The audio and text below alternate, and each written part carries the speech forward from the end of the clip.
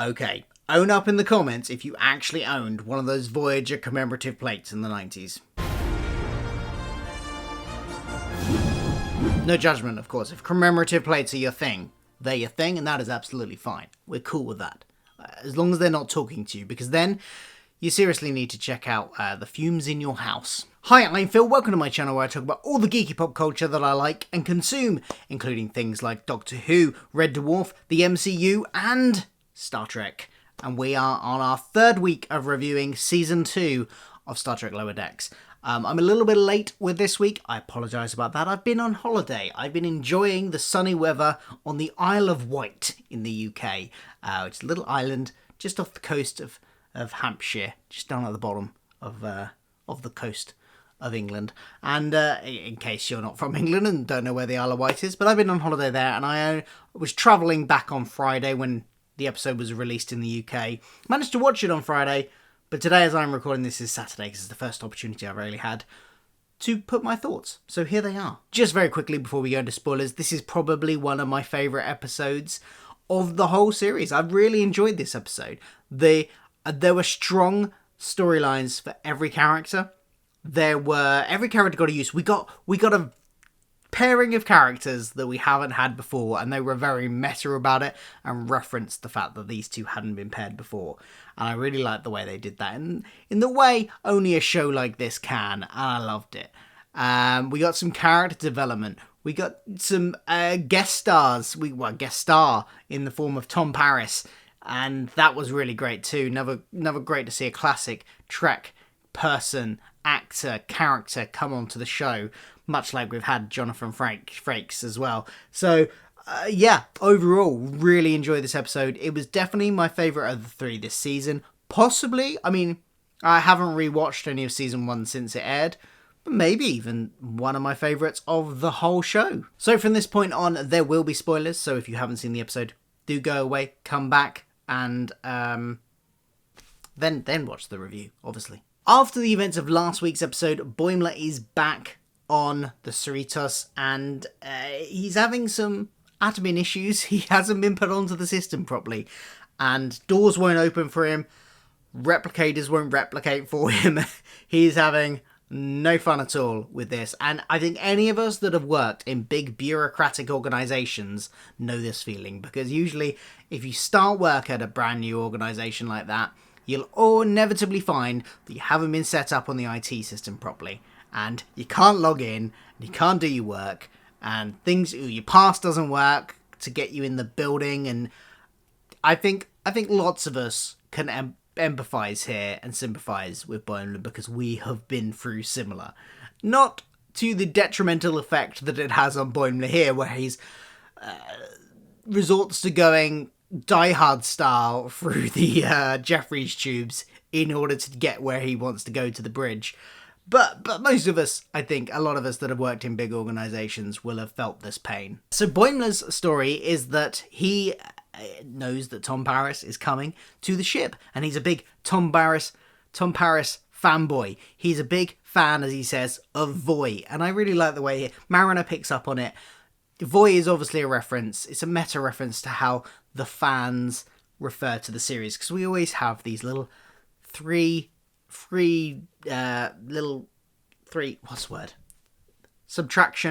contraction of the show names. The original series becomes TOS. Next Generations became TNG. We refer to DS9 instead of Deep Space Nine often. Voyager can be Voy. Enterprise, Ent. Discovery, Disc. Those type of things. We contract as fans, especially for writing. It's mostly writing rather than talking, but sometimes TNG and stuff and DS9, but mostly for writing the episode titles. And they did a joke about this, referring to TOS in the original, which they said was short for something, obviously not the original series, but something else in universe. So I like the fact that they got these meta references going here. So he's a big fan of Tom Paris, and as well as being a big fan, he has a commemorative plate of Tom Paris. He's that much of a fan. In fact, he's got the whole set of Voyager bridge crew. commemorative plates, which, fair enough. They probably would have commemorative plates. Getting back from, that was a big thing, getting back from the Delta Quadrant, when they did return, they would be known. This is not like some random ship out of nowhere. This is a big thing. Voyager would have come back. The people on the ship would have been celebrated. I don't know if Ensign Kim will have become anything more than an ensign. That's what... If they do an episode where they bring in Kim, Harry Kim, and he's still an ensign, I think that would be the icing on the cake for cameos. So he really wants to meet him, but of course he's having trouble getting to where he's going to be on the bridge because of all these doors not opening. Hence why he ends up in the Jeffries tubes, getting sort of more and more delirious with the fumes, starts thinking the plate's talking to him. And I quite like it was a nice reincorporating Boimler into the plot thing, that we could cut back to him doing his thing. We got a couple of bits of cameos from it. It was a nice little plot. Then we've got what is the main plot of the episode, I think, is Mariner and Tendi teaming up. And as they reference in the show, it's very weird that they haven't done this yet, because one criticism I and others have had of the last series, which is that it was always Mariner and Boimler and always Tendi and Rutherford. And Tendi and Rutherford always got the short stick. They didn't have as much to do as the other two, but those were the two pairings. And never the twain shall meet. I mean, they met up in a group situations in the bar afterwards. They were all friends, but they were working on the same shift, but their storylines were kind of always separate. So it was really nice here to get them mixing that dynamic up a bit and having Tendi and Mariner, and really emphasizing the fact in a very meta way, like this show can do, that this is really weird that they haven't done this before. Why is it always those two? And they make a reference to like the potential relationship issues, like the fact that that each of them asks the other one, "Oh, you and Boimler are basically a thing," and Mariner is like, "Oh no," at one point, definitely not. Is she protesting too much? I hope not. I don't want those two to get together. But when Mariner asks about Tendi and Rutherford, she's a bit less... She's kind of like, no, I don't think it's like that. But it's very much a I don't think. So I think there's still potential there. I think she might like him like that, but maybe she's not sure he does. I think there's still a potential for them two to end up together, and that's what I want. I'm shipping those two, but not Mariner and Boimler.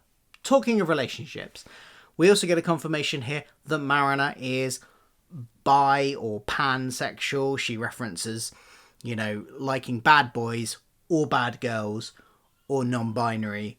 And I think there's a few other ones thrown in there as well. So, she is pansexual. Probably we don't know exactly how she identifies, but I would say bi or pansexual, which is great because that has been speculated at before, but never really sort of addressed on the show. I think one of the behind the scenes people had mentioned that she was, which was very much had shades of, oh, it's not in the text though, because it's very, very much shades of like J.K. Rowling saying Dumbledore is gay without anything in the actual text saying he's gay.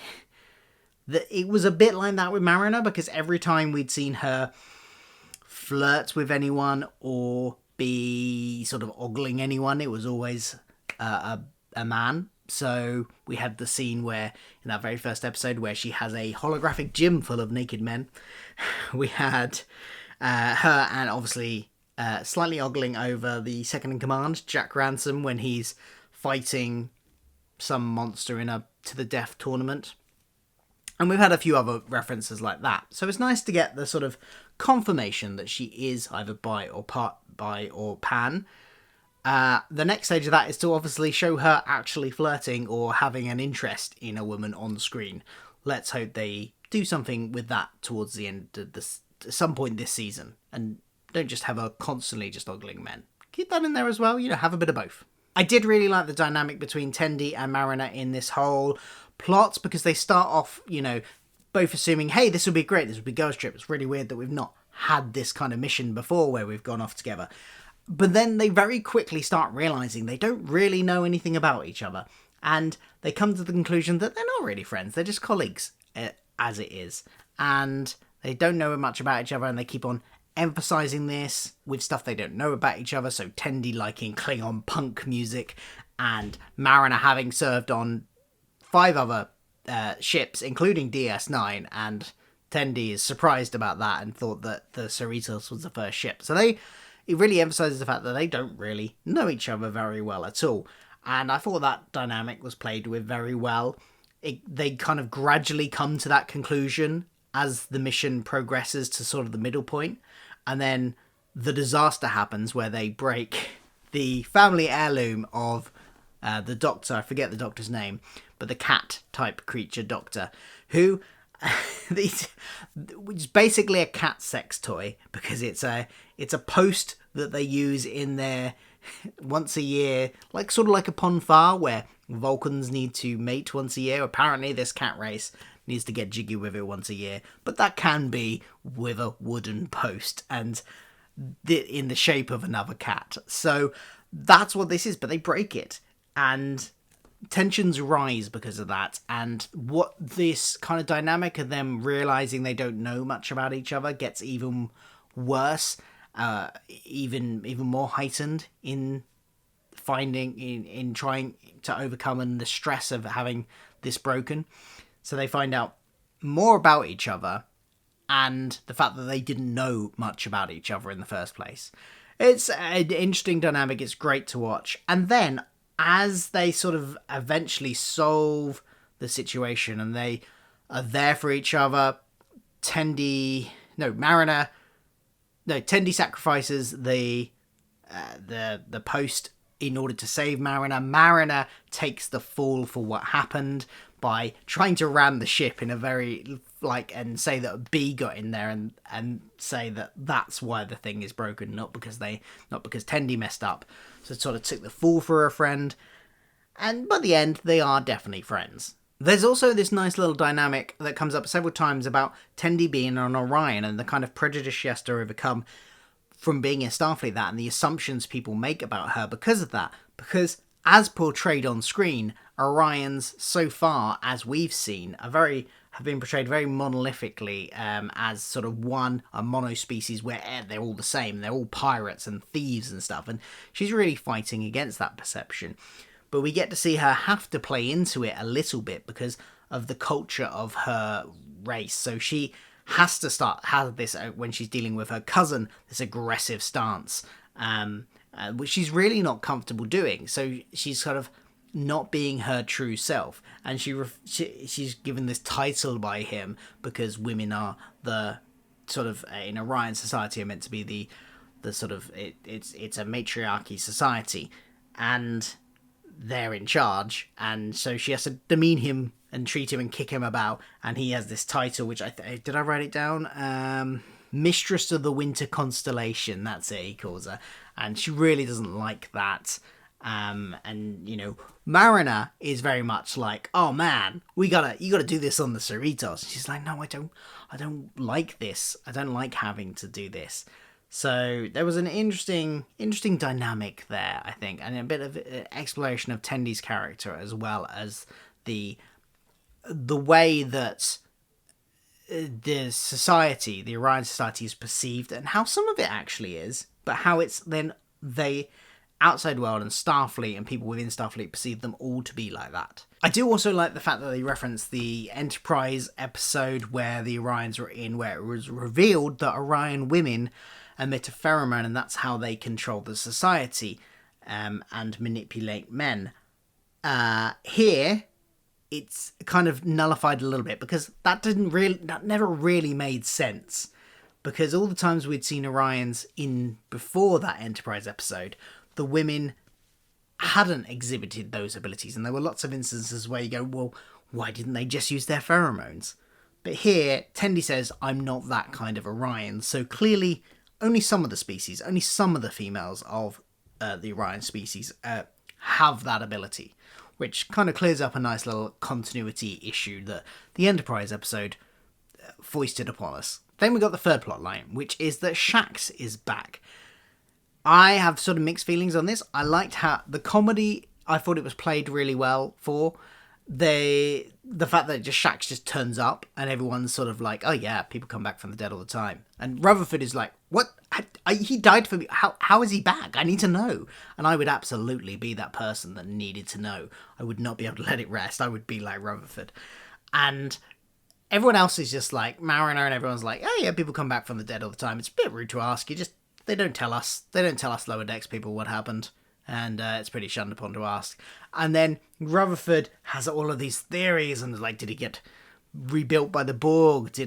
Is it an alternate universe, mirror universe version of him? What's going on? And he really wants to ask him. And just as he's about to, another ensign approaches and asks Shax. And then everybody was like, oh, I can't believe you asked that. And they literally reassign him because of it. So at that point, Rutherford's like, oh, maybe I shouldn't ask. But he really, really wants to know, and I absolutely emphasise with that. And again, like this show often does, it's very meta. It's very referencing back to the fact that people come, who's come back to life? Loads of people have. You've got Stamets in Discovery. You've got, obviously, Spock. You've got people that, like Kirk, went into the Nexus, came back out again. Basically, a lot of people in this universe have died and somehow come back to life. And the implication here is that the lower decks people just never find out why. To them, they just appear back on the ship and nobody ever bothers to explain how they came back.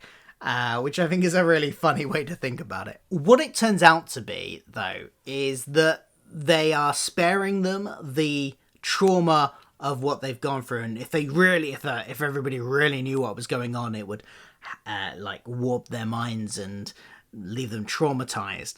So they don't tell them for their own good, is what we find out when Rutherford finally does corner him and asks. And when Shax starts to tell him, he starts telling him from like a slightly religious place. It's feel like, so you're in this place and it's like the afterlife. I think it's Bajoran religion perspective. And I didn't quite get if that was what traumatized him. It was a bit unclear to me whether or not that what traumatized him, because Rutherford's very much a scientific type guy, logic and everything, and the, oh my god, this is therefore an unknowable, unmeasurable thing, and that would be what traumatized him. But we never really find out beyond that, because it fades out and Shax's voice fades out and you just see Rutherford's voice getting more and more kind of horrified. So, I don't know. I thought the ending of that was a little bit weak, but there was some nice stuff in there about Rutherford addressing how he felt guilty about Shax dying, because Shax sacrificed himself to save Rutherford, and Rutherford hopefully making him feel better for that, because he's like, no, you know, I was doing my duty. You shouldn't feel that way. And reassuring him that it wasn't his fault. That bit was very touching. Just the very end was a bit too ambiguous for me, and I didn't quite get what they were going for there. Going back to the Boimler plot, because I never really finished talking about that. That was a nice little bit. Once he's in the Jeffrey's shoes, he's kind of getting more and more delusional with the fumes. As I said, the plate starts talking to him. He's desperately trying to get out, getting more and more frustrated, and by the end, he's basically gone full sort of Rambo looking. He's got like a bandana through, he's got stuff smeared down him, and he finally gets out and falls down onto the bridge looking a complete mess. Tom Paris is there, and to Tom Paris, he looks like a Kazon, the Delta Quadrant race of bad guys that they were facing in the early years of Voyager, and he immediately tackles him and beats him up. Does this mean that Tom Paris is a little bit PTSD from that era? Because, I mean, that's a bit of an overreaction, Tom Paris, frankly, just seeing a Kazon. I mean, maybe, I suppose, but, like, why would the Kazon be that? Yeah, never mind. I just think that's a little bit of a overreaction. He could have just stunned him, frankly. Yeah, I'm sure he has a phaser on him. But we find out it's all good, and he apologised once he realised, and agreed to meet up for a drink later in the bar, and sign his plate. So all's well that ends well. I did like the nice little joke as well at the end, where they're talking to Mariner in the brig, and he goes to go out the door, and it doesn't work for him again, and he thinks he's never going to get to Tom Paris, and then Tendi points out that actually he's not out the door, he's just at a wall panel with a line down it. That was nice, and a great visual gag, because to us, the audience, it also looked like a door because it was zoomed in so much. Oh, and also, when the Doc when they finally tell the doctor, Tendi and Mariner finally tell the doctor that the box, that this thing was broken, she's like, she didn't care about the heirloom. She actually just wanted the box. Because cats like boxes and like getting in boxes and rolling around in small boxes.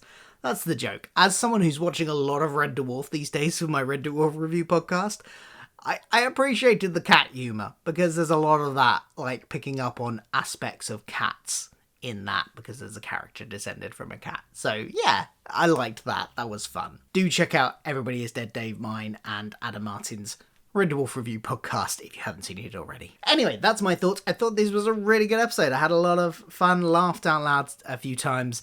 I had my headphones in. I was in the car at the time, as I said, travelling home, and got some funny looks from my family when I started laughing out loud to what they couldn't hear. But it was very funny. And yeah, I really liked a lot of this episode. Maybe just the very ending of the Rutherford one left me wondering what they were trying to get at with that.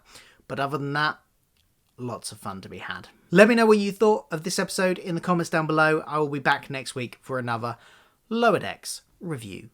See you then.